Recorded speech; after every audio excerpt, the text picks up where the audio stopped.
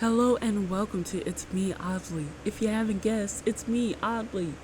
I am joined today by the amazing and talented and fun and cool and beautiful and talented and amazing. I'm pretty sure I'm repeating myself now, so let me calm down.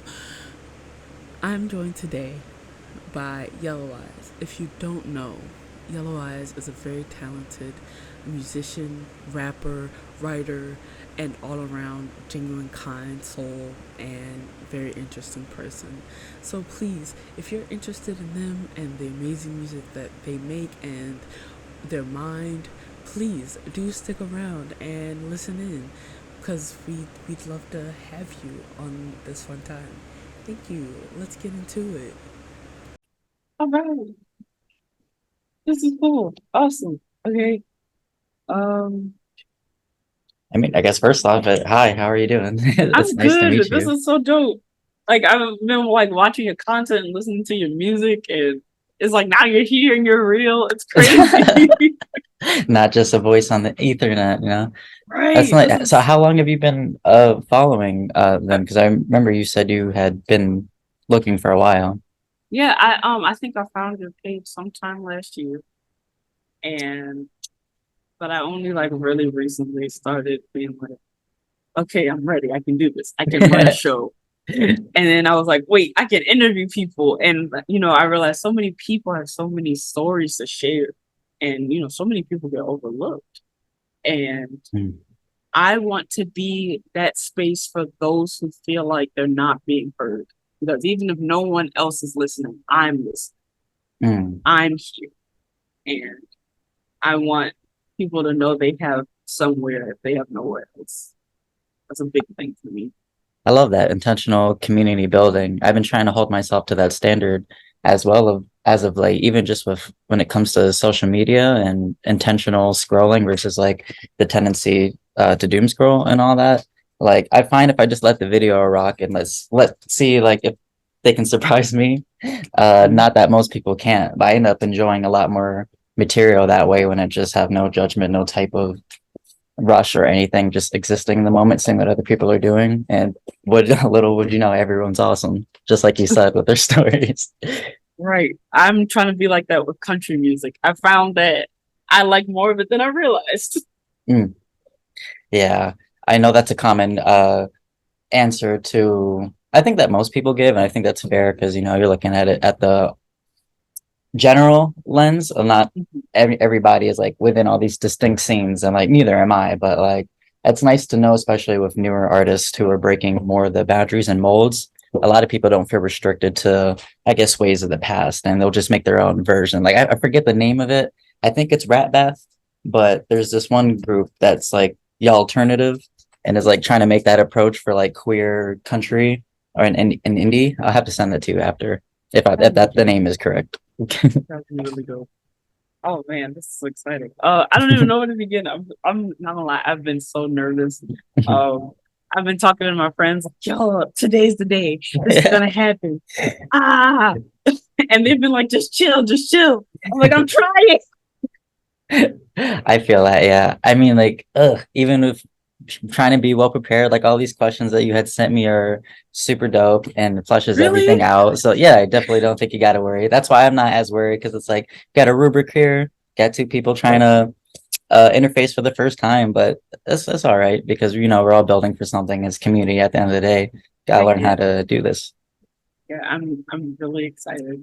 Like you're oh my goodness, there was one song, I can't remember the name of it, but it was essentially like about like familial trauma. Mm. I want to say it was called Hey Mama, but I also think I'm thinking about a Tupac song. Sorry. I do have a song called Mama though, and I think that would be on Spotify and even SoundCloud. But a lot of people don't really dig on that kind of website. But I have a lot of my demos available even now, just because it's like I take so long with this music that I like at least seeing the hands-on processes to be seen by people. I think it makes it a lot more interesting. Um, but yeah, I do have a song called Mama, and if not that, then the themes of intergenerational trauma I feel like permeates through a lot of them. I wish I had because I was listening like last night and I Mm, wasn't really paying attention. I was half asleep. but I had noticed like a big shift, I guess, between two different songs where it was from the one song that was kind of like an interlude on your latest album. Mm. And it was kind of the way you almost nonchalantly like kind of mentioned like, yeah, this shit happened, as opposed to like your other song where it's like, I'm I'm talking about it. This is what happened. I'm not okay with it, and I'm trying to do things to fix it, but know that I'm hurt and very upset. And I feel like I relate to that a lot because I feel Mm. geez, I've been through a lot. I've been through maybe too much. And Mm. some days I'm like, wow, this is awful. Not only is this awful, this is reprehensible. I Mm. want justice. And other days I'm like, it's a Tuesday. What you gonna do? Absolutely. And I don't know, I think I fluctuate that a lot as well. Sometimes I may not even realize how much of these themes permeate within all these songs that I'm doing. Um, I don't know. I think I'm just capturing whatever general emotion I'm feeling in the current moment, but not even like realize it. Like I look at my discography now, it's like, oh wow, you got a lot of stuff talking about trauma, bruv. Are you traumatized? I was like, I don't know. I feel fine. It's a normal I'm Tuesday, fine like then. you said.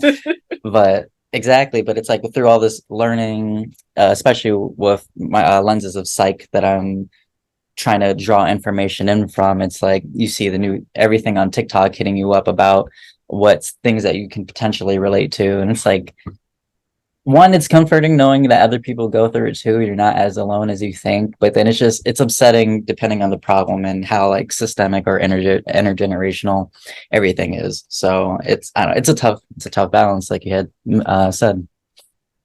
How has being on TikTok influenced you, not just through music, but just as a person? I know you have a Mhm. pretty good following, and you interact with all these cool people. It must have influenced you or changed you in some way. Hopefully positive. Oh, absolutely. I feel like when I started on TikTok, it was mid-pandemic, getting onto the app later than I probably should have. And it takes a long time to fully register what's going on. Like even in terms of just being a content creator and trying to figure out like how to break that like 200, 300 view mark is tough enough as is. But I feel like going like we are the things we do, and we are the actions tied into that.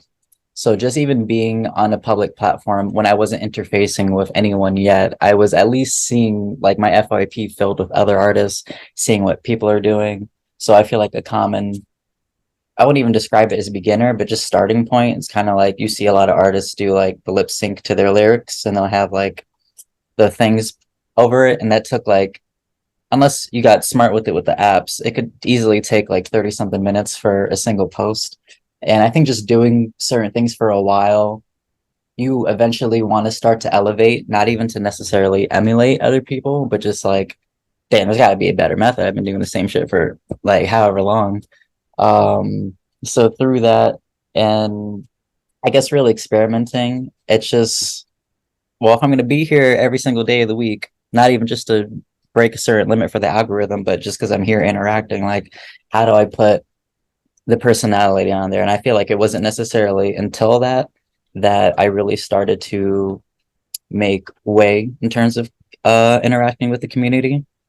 And I don't know, I just finding my branch of people because I like even when I listen to old songs or I have friends listen to old songs, like we can see remnants of like what part of the artist or soul is there, like that's still similar and same.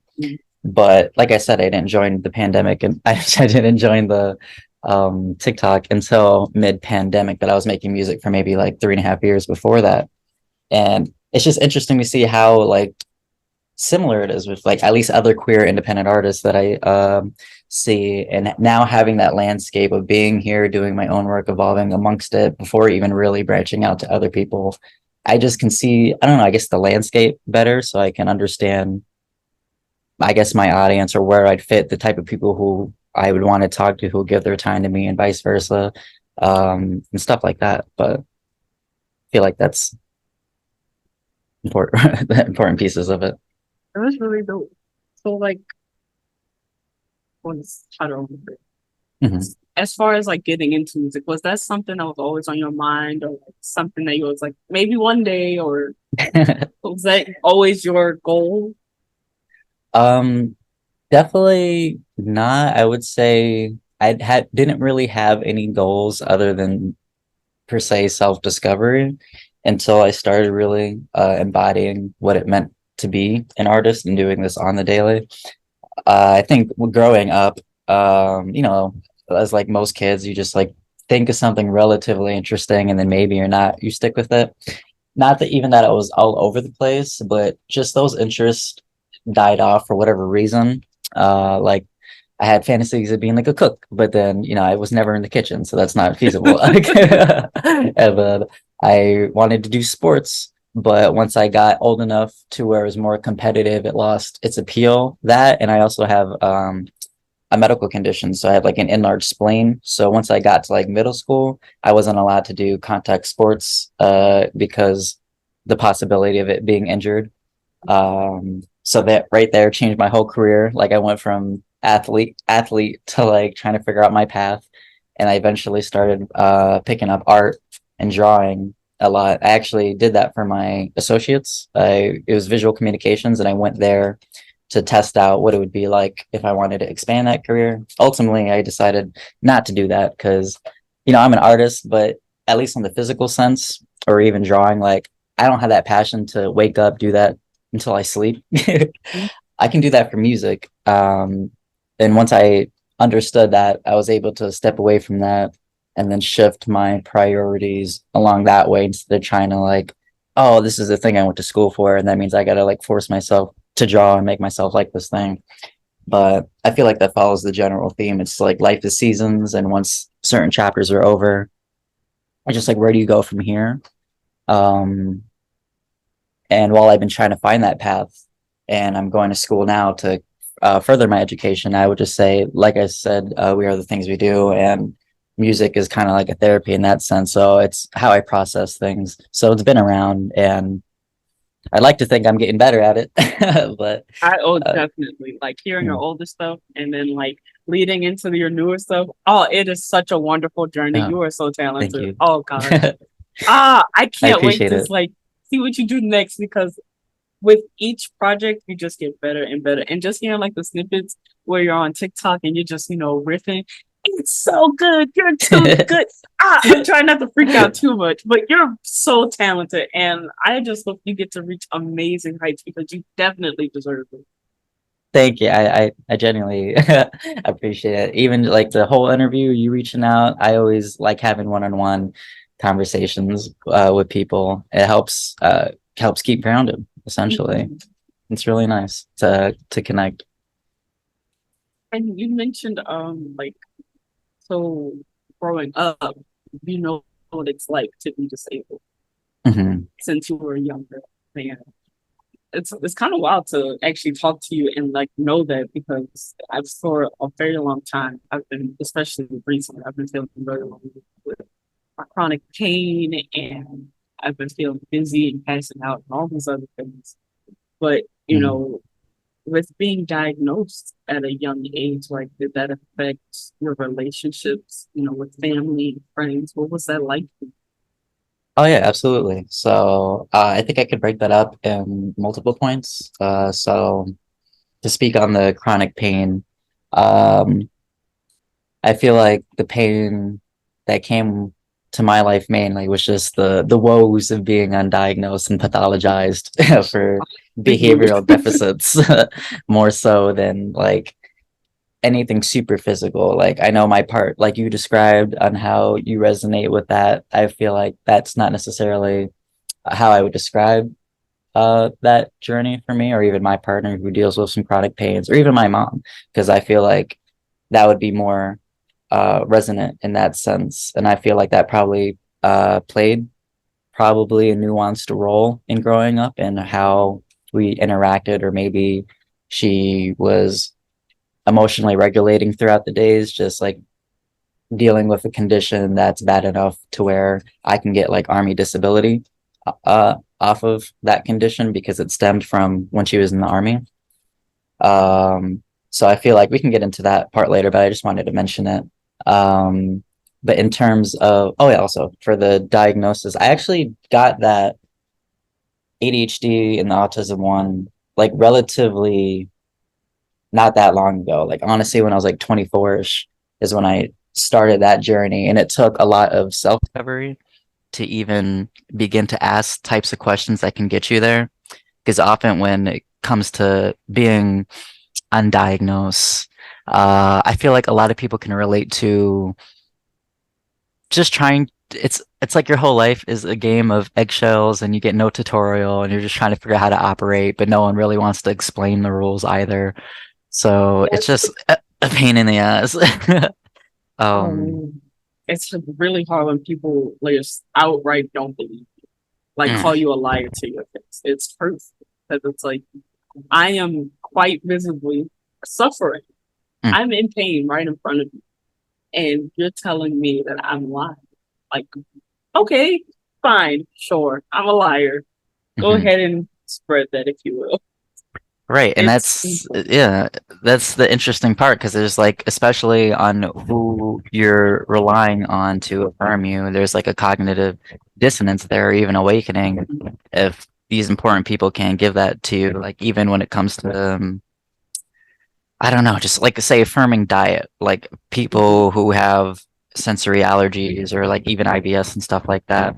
If not everyone in the household is going through that, then I don't know. I feel like it'd be very different in response depending on how willing the rest of the household is going to take into that account of what this person needs as an Mhm. everyday accommodation, rather than just like letting them, I don't know, just figuring it out on their own and stuff like that. Like it's just really not good, or it's not a good vibe. It's Yes. not a good look. It's like if you care about your people, you'll figure it out. Like tolerance is not acceptance. Yeah, I have definitely seen that not only in my personal life, but through other people. It's like, well, I don't feel that. I don't understand what you're going through. And so I'm not going to try to. I'm just going to assume that you're faking, you're lying, you're this, you're that, because I can't relate to you, which is Mm-hmm. very unfair. Yeah, and the whole issue of relating, and I feel like even if you might or a parent might relate, unless they're like able to switch their awareness outside of the direct focus and like put the big picture together and realize like they're potentially struggling with the same shit and it's generational. Like a lot of Mm, undiagnosed people may not even get that help because their parents, one, may not affirm it. But if they have the same stuff and they don't even know they're struggling with the same issues, then you can't be supportive for someone when you were never supported for that thing. So it's very mm, delicate of a situation. But I mean, at the end of the day, people make their decisions, what they want to do. And I feel like with my late diagnosis, and a lot of people could probably relate to where the parent doesn't want to get labels onto the kid, which I guess is fine. And you can get into the ethics about whether or not having said information about who you are could be integral to your identity is worth the knowledge, or is ignorance bliss. And I feel like it's a loaded question and it depends on the person's story, what they went through. All I know is that if you don't put proper labels on things, which by the way, humans like doing, we like categorizing things. That's like what we're known for. So why right. would we stop it once it gets complicated or something? I don't know. But um fucking oh yeah, so if you don't have proper labels that at least give the person struggling the benefit of the doubt, tying back into behavior being pathologized versus it seeing being understood as a neurological thing, so something outside of that person's control. Um, then you get labels like lazy, you get like you're faking it, you're getting like Mhm. all the classic tropes that we would hear. And it's like, oh, if only you understood what the hell you're talking about. Right. 'Cause it's a It's like shame. it's rough out here, and they're like, "Nah, you're all right. Just take supplements." That's my favorite one. Just lose weight. Just take supplements. You'll be fine. Like, all right. Sure. Manifest. It's just something. Thoughts and prayers. I don't even know. Oh man, they're cute. Those able-bodied people. And that, Do that you? yeah. Sorry. Yeah. Keep going. Sorry. I was just gonna double down on what you had said previously about it being a relation issue because not a lot of Mhm. people can resonate with just perspectives that are not in their everyday focus. And I don't know. It's just a catch-up game and awakening, I guess, or relating or empathy, whatever gets the bridge built fastest. Yeah, I've never been able to understand how people can't empathize. I think I have a problem where I empathize too much. I'm always Mhm. in somebody else's shoes. I tend to not kind of separate myself. I'm too involved a lot of the time. So it really confuses me Mhm. when people don't even try to understand. I don't understand that mindset. Even though funnily enough, I try to understand, it's an awful cycle really. But it's very frustrating. It's very frustrating because I don't understand how that frame of mind works, and they don't want to understand how I work at all. So it's a lot of Right. conflict. Yeah, and especially like I don't know, it's all speaking the same language essentially, you know, like all of our frames of Mhm. perception and frameworks are reinforcement tools of that. But like even within your own family, if you're not talking about or not relating with the same things, then it gets just chalked up to whatever else is going on. But I don't know if this is what I was actually going to turn it into, but I'm going to turn it to something else. So it's not just rambling. But like, I don't know. I feel like this conversation even ties back to one that I had with, I think it was my mother a while ago, just talking about ableism Mhm. and patriarchy when it comes to working and the conditions that we all have to face, all because of, I don't know, we're trying to meet everyone else's bottom line except the worker. Mhm. And we're just being overlooked. So even when I try to bring up things that's like, hey, here's my story, here's my difficulties operating in these like life steps that everyone is supposed to be able to do.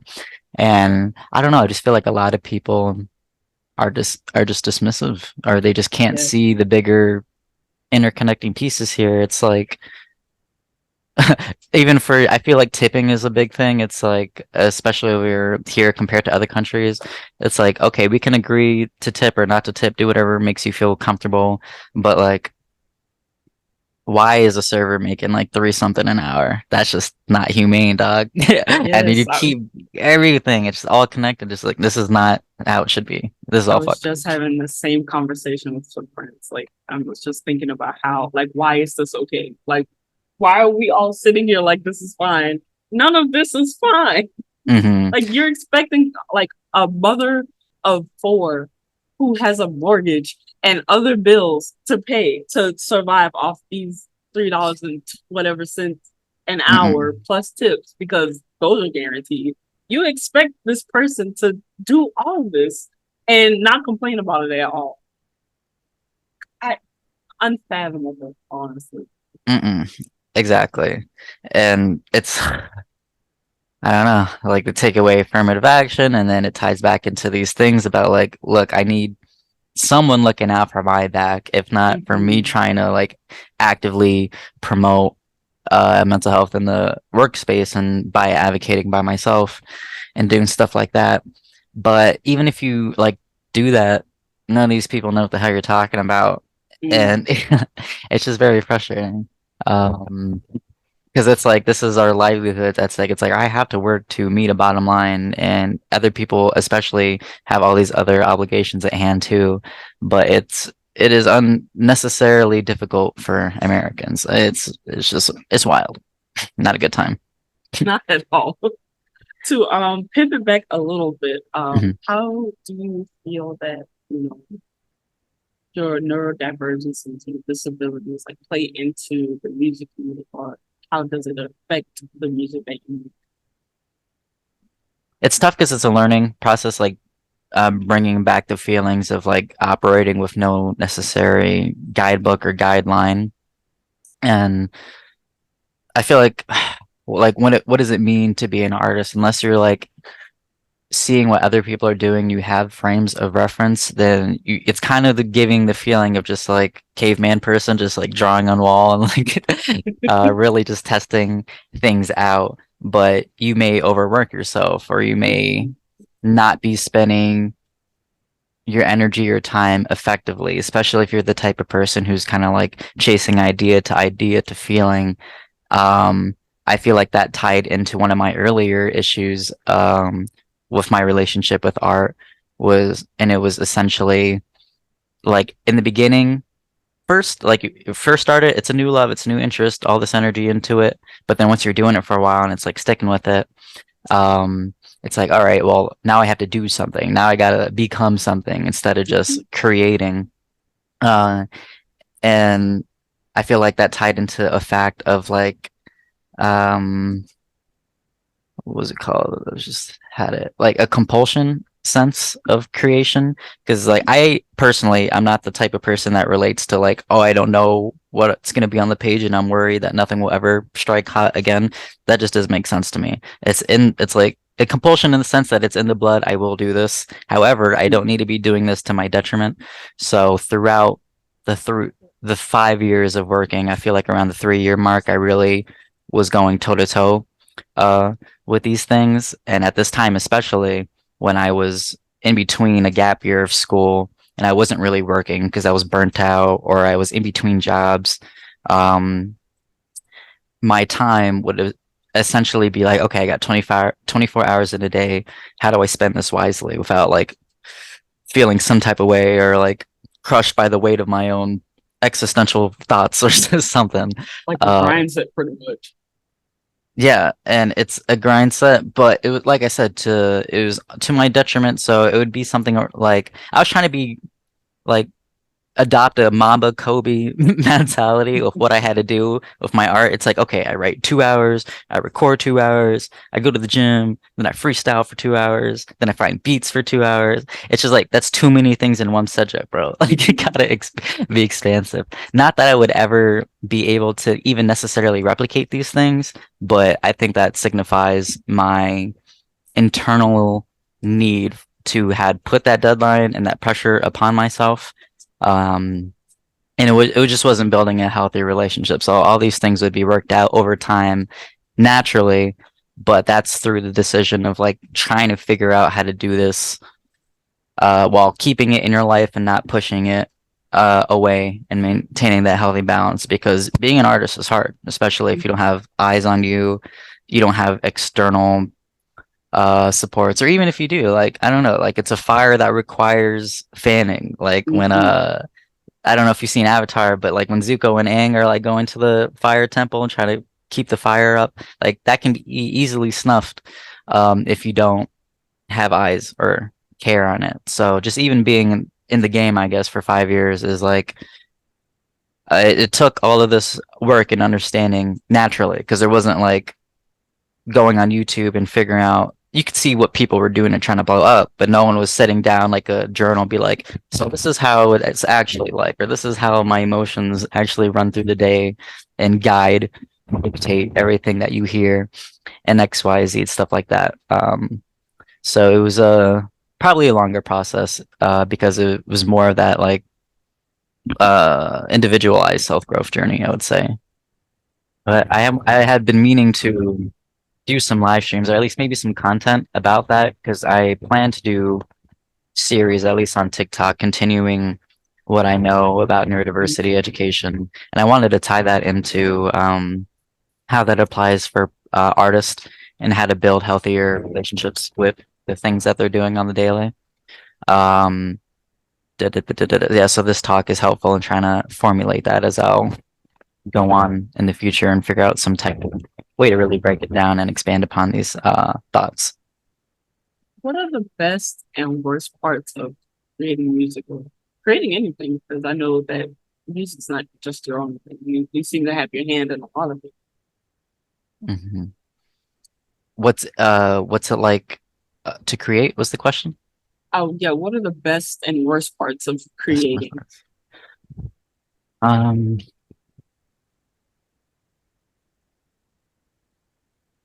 Honestly, I feel like I don't know. My answer is a little different nowadays because of the initial relationship I have um with my music now. It's a lot more authentic, go with the flow. Like even if I have energy bursts. It's like I don't need to be chasing 10 random ideas a day. Like one or two is fine. Like I still do that rubric, but now it's over the span of a week instead of unnecessarily crushing it in one day.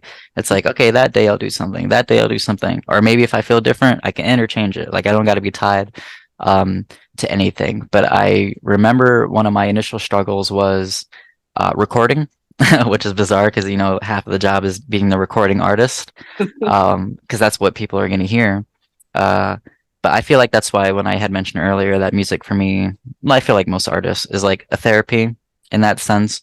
When I'm doing stuff, I'm not necessarily worried about the artistry of it all or where it stands or how it fares or pans out. I'm just kind of happy that I can just record something and I can listen to it and not hate it anymore. Like the first 3 years when I was making stuff, like I was making stuff, but it would like actively like grate against like, I don't know, my ear or soul or something. I feel like that had to tie into like learning how to use my voice more and be comfortable with Yeah. it. And that ties into the neurodiversity as well, especially struggling with like selective mutism or episodes of non-speaking. Like I had an idea of what I could talk like when I was like info dumping. I'm interested in something or talking to someone, but unless I'm interfacing with someone who can make me feel that type of comfortability, then I'm just not using this voice box all too much. So it's just really getting to learn and be comfortable with that voice. And there's more nuanced layers on top of that, like ideas of masculinity. And before I was comfortable with sexuality and stuff like that. But prominently today, I feel like the only bad side is maybe time. Like I got a lot my hand in a lot of pockets, like you said. So I see these young band lab artists out here just killing it. Not saying they don't have responsibilities, but I remember that time. It's like, damn, that was me 5 years ago. I was just like crammed in my room 24 hours a day trying to like do this, pour my heart out. Um, and now I have a full-time essentially relationship. I have my needs I gotta take care of. All this brain power requires of getting university sorted out, and especially just being in it while trying to maintain music in that period. It's just like being content with the fact like, hey, I'm not 19 anymore. I'm not super young with my time.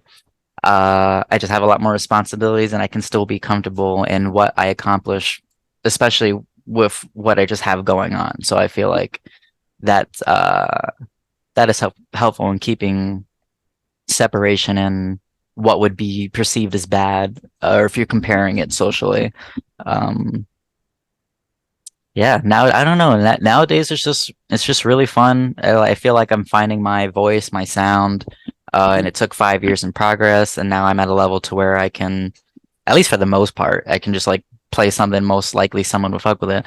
Um, and I don't know, it's just perfecting the craft at this point. It's a journey essentially, everyday dedication and practice, and I'm sure as the more I keep doing it, just like how we hear greats of like they can do one take recordings and stuff like that. Um, maybe one day we can get to that because I feel like it's important, and that's important for social comparisons and trying to judge on the values you're trying to emulate or put on yourself. Like it's always better to be in your own camp. You don't got to worry about what this person's doing way up in this echelon or way down here. You just keep doing what you're capable of and openly try to expand comfort when possible. So I guess that's the hardest part, being uncomfortable. I definitely struggle with that, like staying in my own lane and being like, and not worrying about what everyone else is doing. Cause like, yeah, I know that I'm doing my own thing, but man, it really looks good at the top up there. You know, it's very hard to not, stray away. But trying to remember, what my end goal is does help. I will say that for sure. Absolutely, because that'll I mean, I don't know. I feel like it's a big part of having value in one's day, just moving in any direction, as long as it's momentum and you're pushing yourself forward. And having those affirmations be like, this is what my end goal is. So if anything comes along the way, I can filter through what to take personally, what not to take personally, what ultimately will serve. So like all things, aspects, metrics, failures, of like judgments of anything, that's just out the window these days because that's not what art means to me. So therefore, I would have to hear a heinous opinion to make me upset or something. I feel like just like that's unnecessary, bro. Come on, come on.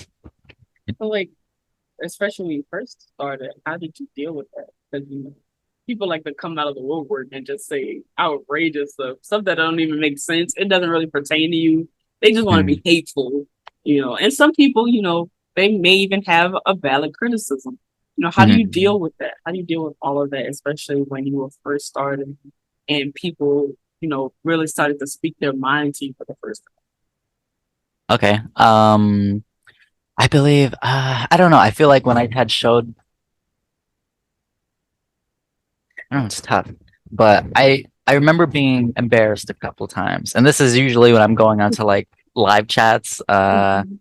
whether it was Instagram lives back in the day. I think when I was first starting, it was that. Just going into streams, getting my music heard, and depending on the echelon of like music reviewer and connoisseur, like the advice would reflect in their opinions depending on how closely it was held home for them. So I've been embarrassed a couple times on live. Like it's bound to happen, but that helped me grow and realize faster what it means to, I guess, find your audience. And hey, I mean, if you're just doing random shows everywhere and you have no idea if like this may be the right scene, then you might take that personally. So, I mean, definitely was hurt in those instances, but any advice they had given originally, I don't know. I think it was all fair, everything I heard. I didn't hear anything that like truly made me upset and like, ah, damn, people just like aren't seeing me or something. Because I have no problem like being dense and like people not knowing what I'm like actually talking about.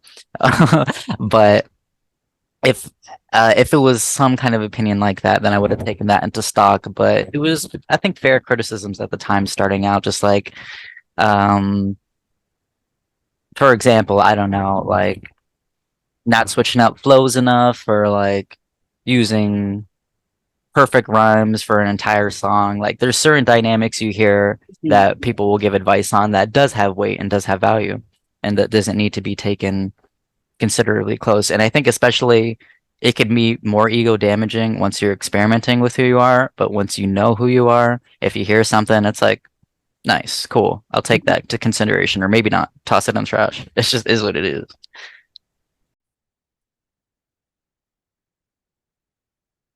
Okay, you got the recording too. Nice. Queens. And we're back. I feel like we had a commercial. Which felt Nice little break. Take a breather. what has your gender journey been like? Because when I found you, I was so excited. Just seeing you was like very euphoric for me. Just I don't know, just like you're so pretty.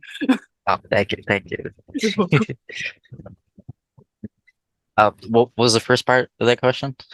Again. Okay, what was pretty much what was your gender journey like, or what is it Oh, like? gender journey. Okay, yeah, sure. So I feel like I don't know, I feel like tied in with gender and sexuality. So I don't know, I feel like a pretty late bloomer to the game. I didn't realize that I was bi until maybe like 19, 20, and I was already like within my first relationship at that time of like 4 years is how long that runtime went.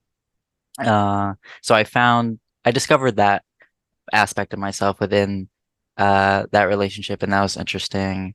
And a couple years later, then I just I guess another discovery would be like I was very interested in the implications of like polyamory, non-monogamy, those types of aspects. And it was something that was willing and worth the, I guess, separation of growth because it's just different conflicting interests at that point, especially in like you go in a het monogamous relationship and then you figure out you're bi and then you want to do this poly stuff on top of it. So that put me onto my own separate journey of being alone. And I was comfortable with those labels. I was rocking with that. I was doing my research, trying to make sure I understood at least my little sliver of the community, the B at that point in time.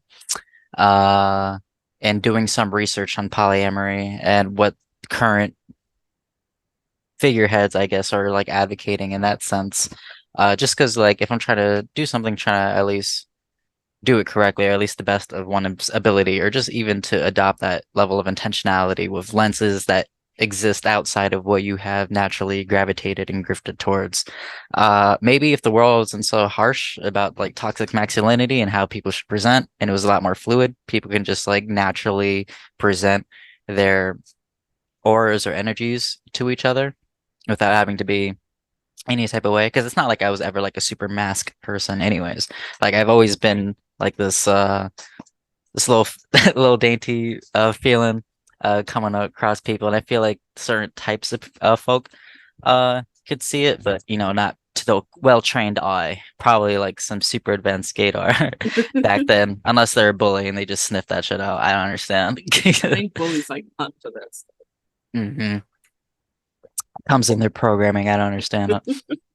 So that was, I say, the gist of the bi aspect and the poly framework.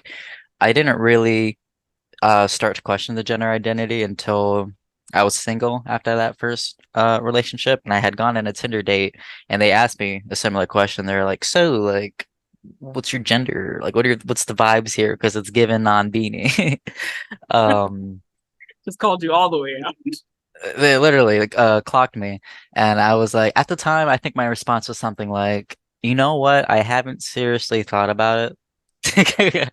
Even though like I'm seeing it on a lot of spaces, especially online. It was getting more known at the time about like, oh, it's the whole femboy rave, or it's the whole like more gender nonconformity, or more like trans this in the light of things. So I can see a scope of like what other people my age and fluctuating in between are doing. And it's like I'm seeing the transition journeys and stuff like that. And it was something that was cool and interesting. But I guess until I was asked or someone could like sniff out that vibe in me, it's like I don't know, it's tough because I wasn't necessarily ever euphoric. I mean dysphoric um about my I guess natural body. That's why I didn't question it. Of course I had like a personal like self-love journey as most of us do, but once I like crack that and I'm just chilling, then it's like I don't know, I wasn't really looking in those frameworks to expand upon that, but it wasn't that planted the seed. And I was getting more interested in thinking about it in my head, but it wasn't until my next relationship with my current partner now, um, who once again saw those vibes and like really, I guess, encouraged it, flourished it to come. So it was having that safe space to like I had mentioned earlier, to like be experimental, and it's like, okay, you know what, this energy was like always here, but there's like more names for it. It's more tangible. It's not just like I don't know, maybe I don't know why people think I'm fucking weird all the time. But I don't know. It's been a slower blossom, but now it's like all obvious in hindsight, I would say. Um, what is a big or important source of gender euphoria? Mm. Um, I have this written down. So back in the day, it'd be like some people do get those vibes, and it would be like when people joke, I mean, it's tough because you're usually coming at it with a certain kind of like image of what masculinity should be. So I'm not sure how derogatory it's supposed to be, but I guess it's called soy boys now or something. But like, I don't know, people could just sniff it. They would be like, okay, princess, or like shit like that. And it's like, little do you know, I like that. Yeah. God damn it. Joke's on you. You're weird. Yeah. That used to be one. I feel like probably now just like the general changes of being on HRT. Because I've been on estradiol and spironolactone for I think a year now, and I guess the everyday, one day at a time, like keeping track of like pictures and stuff like that, or just getting to really feel a sense of the new physiology of the body and stuff like that. I feel like just my own existence is reaffirming my own sense of euphoria, I would say. I like going through puberty twice. It's sleeping a lot again, lots of body changes, moody here and there, but I don't know. It's very interesting, especially just on the like the level of it. Like there's always been different types of genders and fluctuations of those energies and stuff like that. But I feel like that's a very interesting nuance, being able to, I guess, access that second puberty and have it being reaffirming because it's like it's new tech and stuff like that. I'm sure they had that back in the day, and there's been a history of like what hormone therapies were there for people, but just to level it is at now, it's just honestly insane and wild when it's not even available everywhere. So that's why whenever I try to do like updates and stuff like that, I feel like it's important to have that due diligence to say like, hey, like I'm even though this video is particularly a moment of trans joy and my joy or something, to still acknowledge that like I'm so fucking lucky I'm in Connecticut because like I wasn't really thinking about it till I was thinking about it, but once I was thinking about it, it was like all I could think about. Right. Uh, and if I was in any other unfortunate circumstance, then it's just like that would be what it is, and that's very, That very must be not that nice. must be a lot to like carry. It's like, yes, this is an amazing thing for me, but like my trans siblings, like I Mhm. have a lot of them that can't be where I am, and that must be really heavy to think about sometimes. I hope it doesn't plague you too much because I can be like that. Like some stuff can really Mhm. consume me, like just the state of the world. And like I remember being in high school and like I would legit just kind of lay there and cry because Oh, like those just the state of the world would get to me so bad mhm. and it would just hurt me that I couldn't fix it. So like gosh, I hope you don't have to feel like that at all. Nah, yeah, it's like definitely not in the need to fix it, but I feel like if, especially if wanting to interface with community and people generally and like get intact with perspectives outside of my own, I just feel like it's necessary to at least be aware or be willing to learn about what privileges exist in this whole hierarchy of thing, what applies to you and and like you essentially have privilege off of. That's why I had mentioned earlier, even with the military checks, that's like, yeah, I'm going to use that to help me go into school. And there's nuances into that about like it's how shit is still difficult for me, but like other people who are just like me with just similar to my story who may not even have that extra leg up, but that I feel like adds on to that nuance of like because the whole system is rigged, if you got a piece that's helping you, like just don't be an asshole about it. Like take what you Yeah. need, but don't like turn on other people. Be like, oh, it's so goddamn easy. Like, why can't you do it? Um, So many trans conservatives just popped up in my head. it's like it's bizarre, and it ties back into that perception thing. It's like a certain person may had have access or privilege to that care earlier, and they can't even comprehend like having to go through two puberties because the first one wasn't to your liking. Like, I don't know. That's why it's important to be aware and have conversations of everything, I think. It puts your perspective and privilege on the table if it wasn't So already addressed or known. I think that's a big problem for a lot of people. They don't know how to step outside themselves Mm. and realize there's a world out here that's much bigger than me, and I should probably try to contribute to it if I can.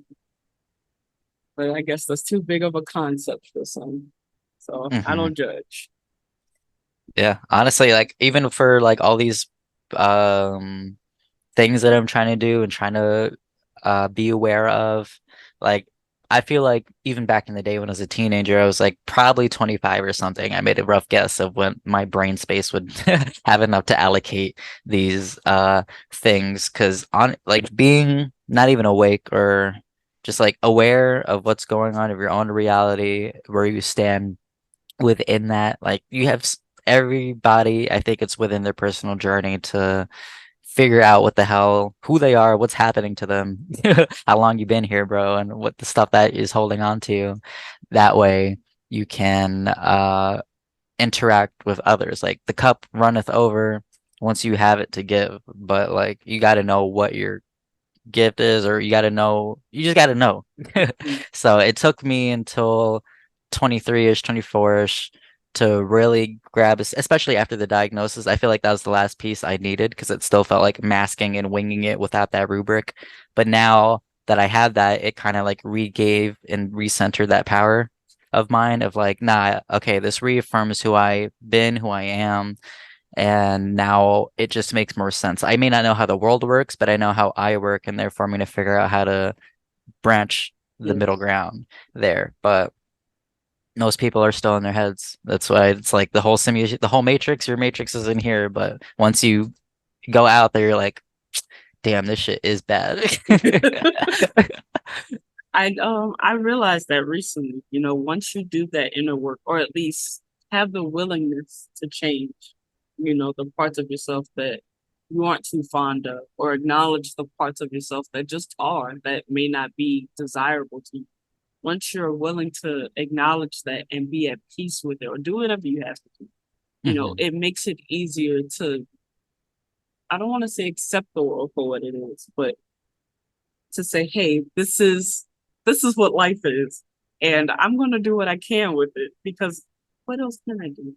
And Mhm. it makes it easier to not be so judgmental, because you've looked at yourself and realized you're not perfect either, and you've taken that time to really break down, like, okay, I'm no Jesus for you, but I'm trying, and everyone else is trying, so let's try together.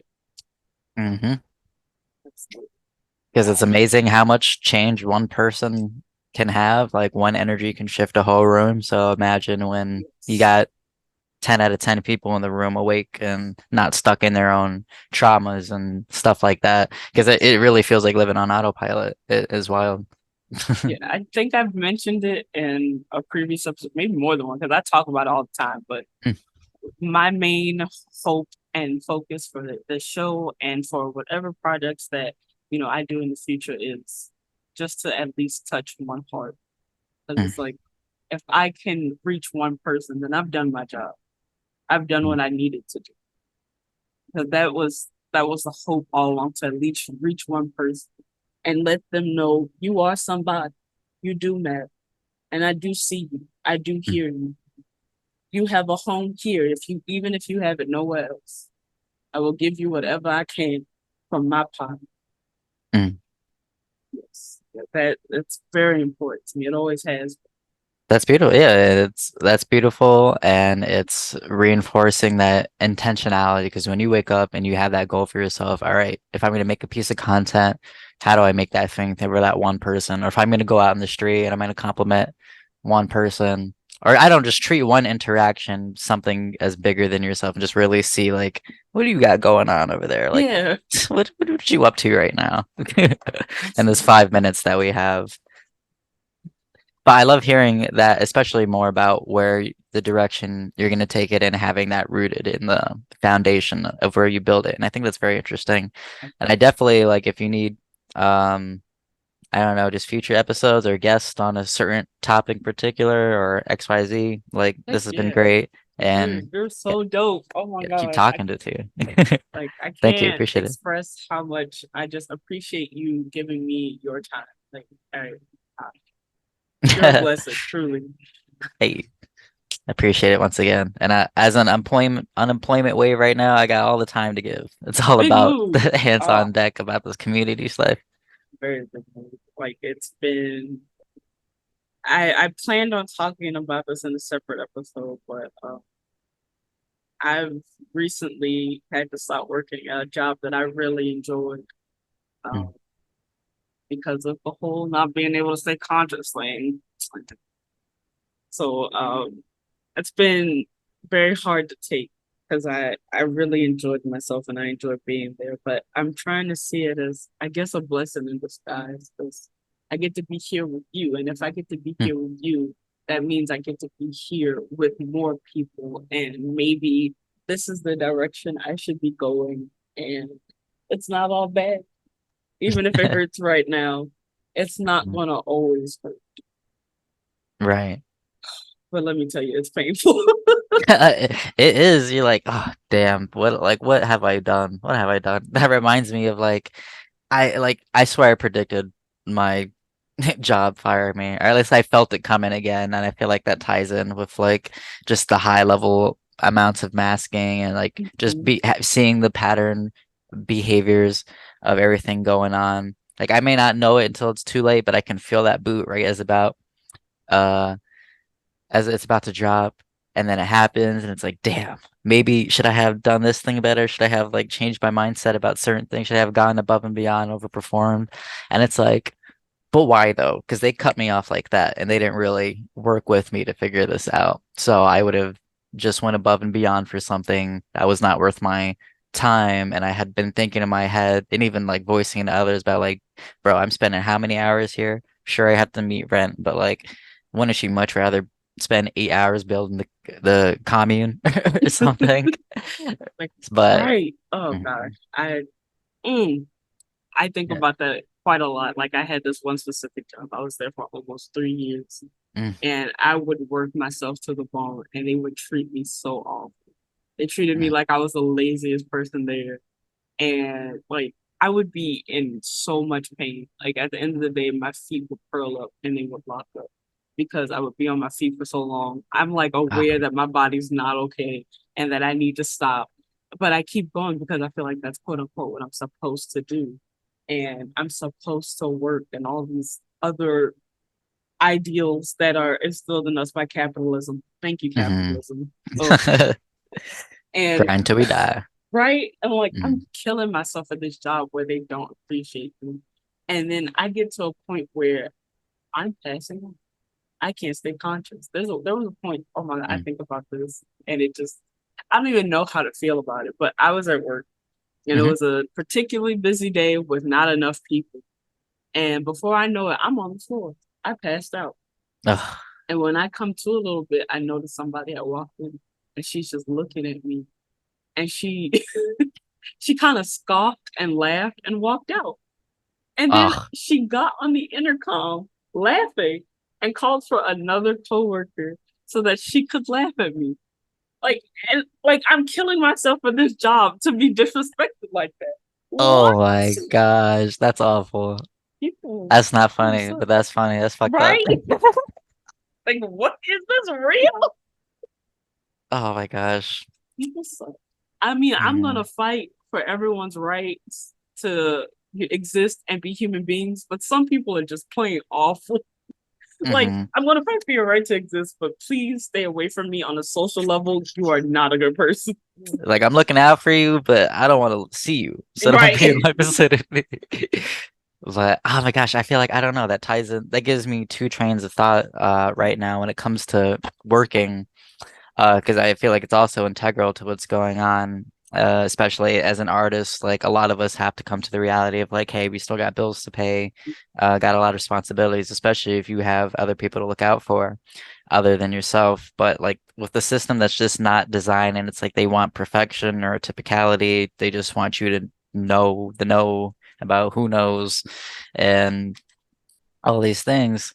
But what you had told me in that story, I feel like that reminds me of two instances. One being a server, because most of my job experience is straight up food, like grocery marts, food trucks, working my way from busser, server to prep chef. Like it's all been food, and that's all I know. I'm kind of scared to branch out. But after all these times of having seen it in hindsight, it's like, God damn, this place don't nothing here likes me. I'm not good at any of these things. I'm like overcompensating. I'm like just declining cognitive mental health or actually getting sick from these places. And for what? For a boss who may not be looking out for you other than their bottom line. I know one story that comes up, and I feel like it'd be interesting because I don't know how many other people relate to it. But with my Yellow Eyes is my name. If I didn't say it this whole time, but Oh yeah. the stage name, Yellow Eyes here. Um, that I had only one time, and maybe even more that I don't know about, but like I have a story of when I had a table of like older white women, so probably like Karens and type stuff like that, request a new server, new round of drinks and appetizers that had come out because they were 1000% certain that I had hepatitis. Oh my God. But I didn't know this until after the night. Like my boss had said that, hey, this is what actually happened. And it's like it fucked up, but like, I had to like switch the servers out. And like totally get it. Like we got to like fuck those people, like blah blah blah blah. And I was just agreeing with him. And then my friend who had overheard said, "Why did you kick these people out? Why did you continue to serve them and not be there for me?" And then once I heard that perspective, it was like that earth-shattering shit. It was like, it was like, you know Right. what? You fucking right. Now I'm mad. Oh my God. Not I can't they're even not looking imagine. I'm out. so sorry. It was only one time that happened, and if it happened subconsciously, I mean, I'm not knowing about it, but it just really puts in that perspective into lens. It's like they may like you, but sure, certainly not enough to like give a fuck about you. Really. Mm. Oh my goodness. People suck. I hate saying that, but like it's sad that it's kind of true. Yeah, yeah. Yeah. Goodness gracious. I'm just so shook up because now I'm thinking about every awful experience that I've ever had, like in the workforce. Like, if people have been racist. One woman called Ugh. me girl, which was a problem on so many different levels. It, Mhm. oh my God. Oh my goodness. Sorry. Sometimes I go into a grocery store and they'll Mhm. get on the intercom and I'll start shaking. It's that bad. I'm just like, please do not call me. Flashbacks of it. Oh, please, God, God. I could already feel the floor right now. Like I would just like shoot up out of my sleep in a cold sweat. Like, what? I'm ready. I'm here. I'm ready to go. Work is, I guess, traumatizing. Who knew? Gosh. One man Yeah, tried to kiss me one time. disrespectful. Oh God. Abolish work. Just let everyone live. We I'm need to go done. back to trading and mutual community, you Barter trading system goats and only. stuff. Yes, barter system. Like, make Done me with a the meal and I'll days. make you a dress. I don't know. Just never let me work again. Hmm. Absolutely. Money's fake, man. Money's fake. Like I'm taking out these loans for school, but I'm hoping the system breaks, so I don't got to pay it Exactly. back. Like just and it's not real, but you're making me feel like it's a big deal. And it's not a big deal. Like just lie. You lie about everything else. Why can't you Hmm. just lie and say that the money has more value than it does? I'm not gonna judge you. Hmm. It's just no, it's so not tangible, especially now where everything's digital, and it's only scary because it's not going to be distributed evenly. Like if we require a society that needs technology, you would think you would give it to everyone. That's not the case. So like I can't even help people in my area because I don't work often, but when I do work, it's never like cash. Um, I can't give anything out. I usually don't have anything valuable on me. So it's just like, damn, I really can't help out people out here because the world's no longer designed for it. Like that's how it's fake because it's like I guess it's digital, bro. I wish I could give you something. I can't give I you honestly shit. think that's what like kind of kind of made me realize like, we live in a society, don't we? And the society kind of sucks. Like this money, like swiping my card and then like asking somebody, can I give you my physical dollars so that you can give me digital dollars so that I can buy this thing? And I was like, that's kind of weird. What is this? What are we It's doing? ridiculous. Like this, none of this makes sense when you say it out loud. And we Mm-mm. just keep doing it. Mm. And you Yeah, even though you can onward, feel onward. that way, it's like if not everyone's on board, then there's going to be a problem, Mm-hmm. especially when there are issues involving race and gender prejudice and all these other intersecting, issues, and people so willing to fight against marginalized people simply because they are marginalized. And it's Or like, have the audacity to say that we're looking for a reason. It's like, nah, y'all just want to be oppressed, bro. Are you hearing us? nobody wants Obviously not. this. Oh my It sucks gosh. here. That's like, I guess, the word of the day today. Just it Mm, sucks. It just sucks. There's no. I want to keep it as simple as possible. I guess, like, just hmm. call it what it is. It's trash. Like no, like this. I was legit just watching a comedian talk about Hmm. how this is all made up. Like this is literally all fake. You made this up, and it still sucks. Like, what were you doing? What was Think the end about goal that. here? all the time. Like we're talking about multiverses and we're talking about XYZ collective consciousness. All I know is that we're somehow alive. This is somewhat real, and wow, this is not a good It's time. not the vibe. Like, Mm-mm-mm. we could be chilling with our movies out or something. I don't know. I don't know what people dream of. I just want to like be in a corner and read, and I can't do that because I'm stressed about water, which is That's a naturally occurring thing, and I that's have how to you know pay it's for it. bad. Everything is poison and toxic now. It's like, Right? Like I don't even trust drinking out of the fountain. You have to buy case of water because I'm like, unless I'm cooking with it, I don't trust it. Like, how mhm. did we get?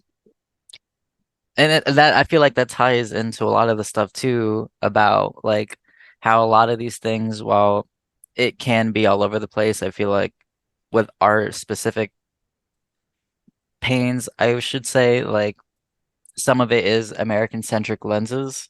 And like especially with the food, because not everywhere is approving half of the like things we put into the food. Mhm. But like, oh crap. Not half the things are put into the food, and it's just I don't know. It's just everything's working against us, even the food. But it's like, do you leave? Do you like not everyone has the ability to leave, so it's not actually a fair proposal. And then if that, then it's like not only are most Americans seen as like the dumb Americans everywhere else, but like like who the hell wants to integrate into a whole new reality, a whole new server that's Right? different versus like trying to make things better here. But it's just difficult once you see how, like you had mentioned, everything is stacked against you. It's like, do I stay? Do I leave? Do I? And it's like, God forbid that you try to like say, hey, we should change some of this because it's not fair to everyone. Then Hmm. everyone's up in arms because you want to make it fair. Oh, sorry. Hmm. How dare I? God forbid I want to be treated like a person. I'll never do it again. Never, ever, We ever. live in a very interesting, to say the very least. But luckily we have dope people like you making dope art and saying what needs to be said. And thank you. And we have dope people like you just trying to interface and be as intentional, you know? Like Always. you're like the first person to reach out and actually want to have that conversation other than like people reaching out for like a chit chat. So like I greatly appreciate this as well because Really. it's mutual both ways. I like just seeing you, I can tell you have something to say. And I I think you're something that is worth hearing. That's what made me want you to be one of the first people that I patrol. I haven't reached out to anyone else mostly because anxiety, but I like really Understandable. like made myself do it in the middle of the night, and I was like, I gotta do this. I gotta get them. And oh gosh, I was so happy when you replied. I was freaking out. I called my grandma. It was a whole thing. Oh my God. I Oh my was God, so you're making me excited. blush. That's so cute. I was excited too. I was hitting my people like, you're not gonna believe this. Really? Yeah, because it was very impactful to me. I was like, no, God, because just like how you had mentioned, like work is passing now, and it's like you're unsure about it, but now the universe is like branching open in ways that would have not been possible if not for like that shift in what's going on in your life. So I've that helped reinforce it for me. Just like even though if like I have to find a job eventually, but in the time that I'm here just really trying to not get caught up in like the woes of like, oh, like what am I gonna do with my days now? It's just like, you know what you got to do. It's just like the commitment and the consistency of doing that. So that's also kudos to you for even like wanting to start the episode, have me on this here. And I'm definitely looking forward to, future episodes that are coming out because thoroughly enjoying this conversation. So I'm trying to see how you pick other people's brains too. Oh gosh, thank you so much. I really appreciate that. I'm not blushing. You're blushing. That's crazy. What? Gosh, you have been such a joy. And to know that you are my first person, especially after months of not having enough people, that just makes me so happy because you're so cool. We can compliment each other forever. Let's get back to the question. Yeah, absolutely. I've been really Uh, like interested in what it was like for you to be an army brat, especially as a queer person, a queer person that wasn't, out to yourself or to your family. Like mhm. what was that like, Rod?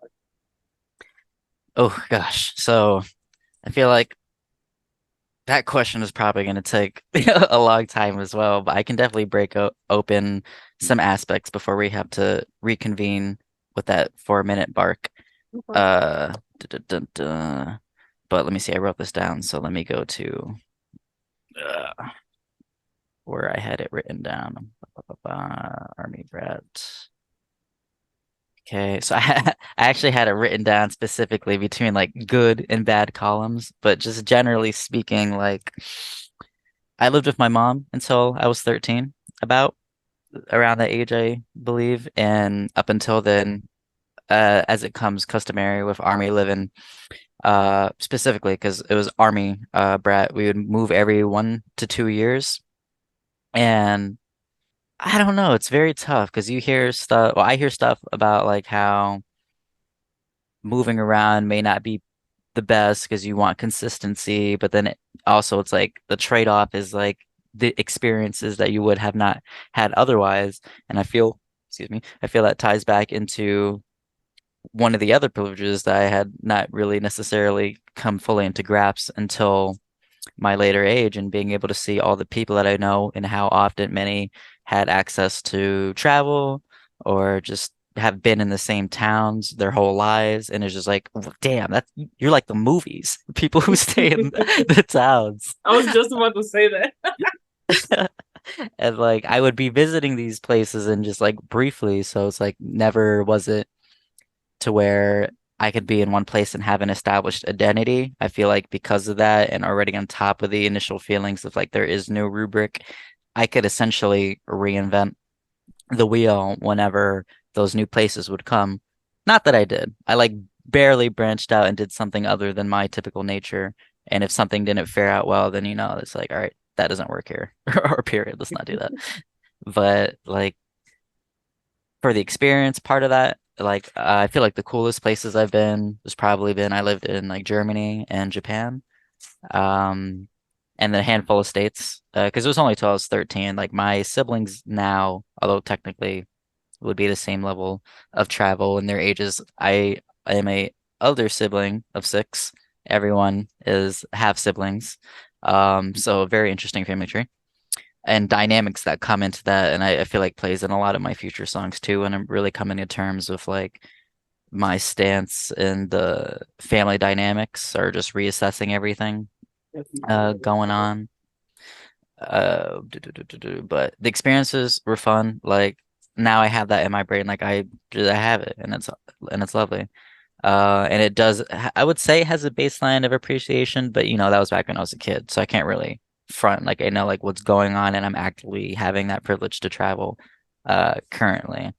But I know it opens a lens of scope, but the inverse of that would be no consistency. So I feel like that ties into the undiagnosed aspect. Like there's been brief moments where like maybe a good teacher had an inclination that something was going on, but didn't have necessarily the guts to like, yeah, that's that, because it's pathologized and wants to give you something if there's stigma attached uh to it. But because of the consistent moving and going on, I feel like I don't know, that played an important role in my independent nature, I should say, because it just was all a reinforcement of it. Hey, sorry about that abrupt ending to the interview. A lot happened, mainly lost footage and me getting sick, and then me saying that I'm not sick, and then we re recorded, but I was still definitely out of it and very sick. And the next time that we got together for re-recording of the interview, I was listening back to it, and I just sounded so out of it. And I remember being so out of it. I was fighting so hard to like be aware and like be conscious, but I was not feeling good. I remember I was talking about The Sims at one point, and that was not a part of the plan. I was just not okay, but I was trying to convince myself I was okay because I was very dedicated, and I'm not gonna lie, a little desperate to get this episode out, because honestly it felt like there was a chance that it wasn't gonna happen. And I think that because of how disconnected I felt within that, I don't want to disrespect or do a disservice to my guest, Yellow Eyes, and like seem like I'm not interested in any way, shape, or form, because that is one interesting person. Truly an amazing guest, someone who's great to talk to, someone who has great ideas and is very kind and very understanding, extremely understanding, and just all around cool. Not only is Yellow Eyes an amazing artist, she's just an amazing person, you know? And all I can say, at stream their music, follow them on their socials, join their Discord. I'll have that linked. If you're on YouTube, I'll have that linked. Just support an amazing person who is very supportive and who goes out and fights for their community and the space that they live in. I'm telling you, like, this person right here is a dope person. Stream Trans Femme Fatale, stream their previous works, support the artists that they've collabed with. Like, you will be doing yourself a great service, like, following this person and their art. I promise you. Thank you so much for being here. Thank you so much for listening. And I'm happy with what we did get to create with this interview and what I was able to put together. You can find me on most things at Oddly Cozy Cottage, except for Twitter, because Twitter doesn't exist anymore. Twitter has a new name now since the last time I recorded. She's called X now, and it's not a cute name. I like Twitter better. I like the Bluebird better. I liked when it was a better functioning app and website. But yeah, we don't have to get into that right now. If you want to follow me there, that's also, what is the at Oddly Cottage? Because someone stole my name. That's the thing I always say.